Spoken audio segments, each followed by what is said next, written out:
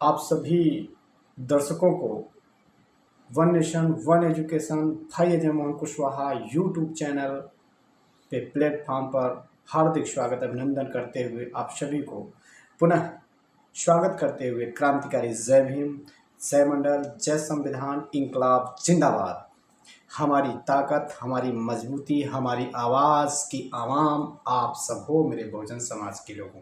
आइए बात करते हैं लोकसभा चुनाव को मद्देनजर रखते हुए 2024 लोकसभा के चुनाव और बहुत ही गंभीर मामला बना है, बहुत ही शानदार मामला बना है। सबकी लड़ाई भारत के तिरंगे के लिए है, लेकिन अलग अलग लड़ रहे हैं। आखिर क्यों? इस देश में न्याय व्यवस्था को पूर्णतः सजग और चुस्त और दुरुस्त बनाने के लिए सब लोग लगे हैं, लेकिन भ्रष्टाचार क्यों? अगर भ्रष्टाचार है तो भ्रष्टाचारी है कौन? आइए बात करते हैं। इंडिया अलायंस गठबंधन से निकल करके एक बड़ी बात आ रही है कि इंडिया अलायंस गठबंधन में अभी तक बहन कुमारी मायावती जी नहीं आ रही थी और राजनीतिक गलियारों से यह बात निकल करके बार बार आ रही है। जैसा कि आप लोग न्यूज़ और टीवी बाजा के माध्यम से भी देख रहे हैं कि अब बहन जी का भी मनसा बन चुका है कि हम इंडिया अलायंस गठबंधन में एक मजबूती के साथ अपनी ताकत को लोकसभा चुनाव में प्रदर्शित करें। अब यहाँ अगर इंडिया अलायंस गठबंधन में एक प्रयास रहा बुआ और भतीजे का, पिछले 2019 में आप लोग देखिए बसपा सांसदों की ज़्यादा सीट निकलती है, वहीं पर सपा के लोगों की सीटें कम निकलती हैं। यहाँ पर दोषारोपण क्या दिया जाता है? अब आप लोग सारे लोग जानते हैं कि एससी वालों ने ओबीसी वालों को वोट नहीं दिया, यानी यादवों को नहीं दिया, सपा वालों को नहीं दिया बीएसपी वालों ने, और यादियों ने सपा वालों ने बीएसपी को दिया। इसलिए जो है बहन कुमारी मायावती जी के सांसद जैसे 10-12 सांसद बने 2019 में, और सपा के सांसदों की संख्या कम रही। यह आप सारे लोग जानते हैं। ये समस्या पिछली लोकसभा चुनाव में रही और यह समस्या जैसे ही चुनाव खत्म होगा, अगर एक भी हो जाते हैं तो यह पुनः तैयार हो जाएगी। आखिर क्यों? मेरी ये मनसा नहीं है, मेरा ये विचार नहीं है कि ये लोग इंडिया अलायंस गठबंधन में बुआ और भतीजे आप सारे लोग समझ रहे हैं, अगर मिलें ये हमेशा के लिए मजबूती के साथ एससी एसटी ओबीसी समाज के हक और हुकूमत के लिए मिल के लड़ें। ये मैं चाहता हूँ साथी, मेरी ये मन दिल की इच्छा है और उस पर मैं निरंतर कार्य करता हूँ, चाहे सपा हो चाहे बसपा। आज इस पूरे उत्तर प्रदेश में सपा और बसपा, उसके साथ साथ हजारों पार्टियां, हजारों लोगों ने बना के रखा है और इन पार्टियों के माध्यम से लोगों की एक डिमांड, लोगों की एक सोच, एक प्रवृत्ति को पहुंचाई जाती है, उनके हक के लिए लड़ा जाता है। इसी बीच सोनिया गांधी जो कि कांग्रेस की प्रमुख हैं, राष्ट्रीय पार्टी दो हैं, एक बीजेपी है एक कांग्रेस, मान्यता प्राप्त, और मान्यता प्राप्त में सपा और बसपा भी, जो कि वोटों की संख्या के आधार पर, प्रतिशत के आधार पर राष्ट्रीयता मिलती है, मान्यता मिलती है। तो इनकी भी मान्यता तो है, लेकिन ये शासन सत्ता तक नहीं पहुंच पा रहे हैं। और इसका रीजन, जब एक समय था कांग्रेस का शासन था, इस पूरे भारत देश में कई राज्यों में सरकारें थी, तब भी यहाँ पर वर्ण व्यवस्था को बनाने वाले लोग, कांग्रेस में हम लोगों के ऊपर शासन किया बहुजन विचारधारा के विपरीत वाले लोग।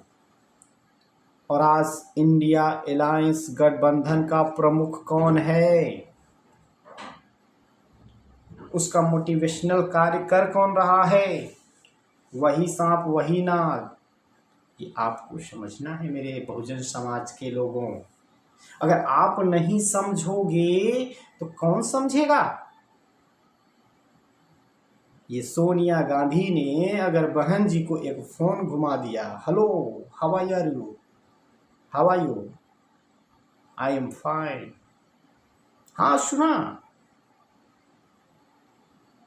सोनिया गांधी जी का एक फोन बहन कुमारी मायावती जी के पास जाता है और वह सहमति पूर्णतः नहीं, एक भरोसा और उम्मीद के साथ उन्होंने दिया कि हाँ मैं आप लोगों के साथ हूँ, विचार कर लेती हूँ। अब बहन जी विचार करेंगी या साथ में रहेंगी या पूरे उत्तर प्रदेश में अकेले चुनाव लड़ेंगी, लोकसभा चुनाव, जैसा कि आप सारे लोगों को पता है। आप सारे लोगों को पता है 74 से 75 सीटों पर बीजेपी चुनाव लड़ रही है उत्तर प्रदेश में लोकसभा का, और उसके बाद 63 सीटों पे सपा लड़ रही है, 17 सीटों पर कांग्रेस लड़ रही है। ये निश्चित हो चुका है। ज़्यादा से ज़्यादा प्रत्याशियों का सीट भी बढ़ गया है, मिल गई, उसमें अभी उठा पटक बीजेपी कांग्रेस सब कर रही है।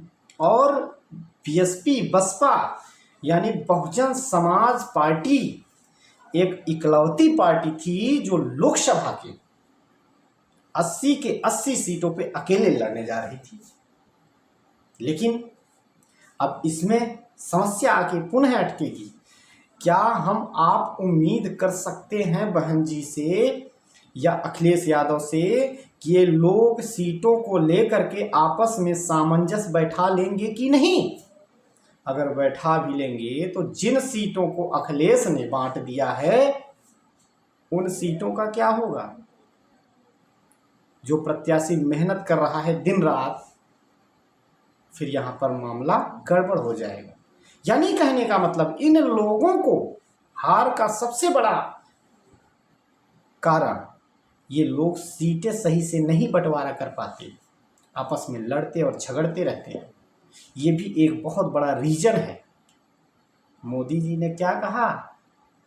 मोदी जी ने कहा जब बिहार के गांधी मैदान में तेजस्वी, राहुल और अखिलेश मिलके महारैली करते हैं तो बीजेपी वालों ने एक इनको सीख के रूप में भाषण में मोदी जी ने कहा भीड़ इकट्ठा कर लेना बड़ी बात नहीं है, भीड़ को कब्जे में करके उसका वोट ले लेना बहुत बड़ी चीज है, जो ये लोग नहीं कर पाएंगे, तब भी नहीं सुधर रहे हैं।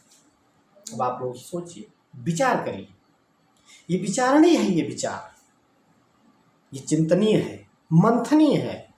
हम सारे लोगों को अगर संविधान का मंथन होने जा रहा है, नफरतों के बाजार में अगर मोहब्बत की दुकान खोली जा रही है और हजारों हजारों लाखों लाखों नौकरियां दी जा रही हैं और बहन जी के माध्यम से बहुजनों की आवाम की आवाज़ को लड़ाई के रूप में आवाज़ उठाई जा रही है, तो ये फिर सफ़ेदी में काला कौवा कहाँ? अब आप ही सोचिए कि मैंने आपको बता दिया, इंगित कर दिया। अगर बहन जी आ रही हैं तो स्वागत है, इंडिया अलायंस गठबंधन में बड़ी खुशी की बात है। लेकिन मजबूती और विश्वास तो देखो अखिलेश पे ही करना पड़ेगा और अखिलेश को बहन जी पे करना पड़ेगा, नहीं तो अखिलेश और बहन जी एक दूसरे पे विश्वास नहीं करेंगे। तो मैं आप सारे लोगों को बता देता हूँ, ये चुनाव हो जाने के बाद और भी बड़ा विवाद खड़ा होगा, ये बात को आप लोग याद रखिएगा। आप सभी लोगों से विदा लेता हूँ और सभी लोगों को पुनः क्रांतिकारी जय भीम करते हुए, जय मंडल करते हुए, जय संविधान इंकलाब जिंदाबाद करते हुए अपनी आवाज़ को पुनः एक नए विचारों के साथ नए वीडियो में हाजिर होंगे। बहुत बहुत धन्यवाद। आप सभी लोगों ने मुझे सुना। आप सभी दर्शकों का छोड़ करके तो जाने की इच्छा नहीं होती, लेकिन एक नए विचारों पर पुनः मंथन करना है, ताकि आप लोगों के बीच में मैं पुनः एक नया विचार लेके पहुंचूं। आप सभी लोगों को, आप सभी सम्मानित दर्शकों से विदा लेता हूं। विचार अच्छा लगे तो ज़्यादा से ज़्यादा लोगों को यह वीडियो दिखाइए और लाइक कमेंट के माध्यम से हमारा मार्गदर्शन जरूर करिए। हो सके तो चैनल को सब्सक्राइब करके जुड़िए और जुड़ने के साथ साथ लोगों तक पहुंचाइए और लोगों को भी जोड़िए, ताकि इसके माध्यम से, आप लोगों के माध्यम से अगर वॉच करेंगे तो हमें सामाजिक और आर्थिक बल मिलेगा, तो हम और भी लड़ाई को, अपने विचारों को और भी मजबूती से आप लोगों के बीच में रखने का काम करेंगे। विदा लेते हैं। क्रांतिकारी जय भीम, जय मंडल, जय संविधान, इंकलाब जिंदाबाद।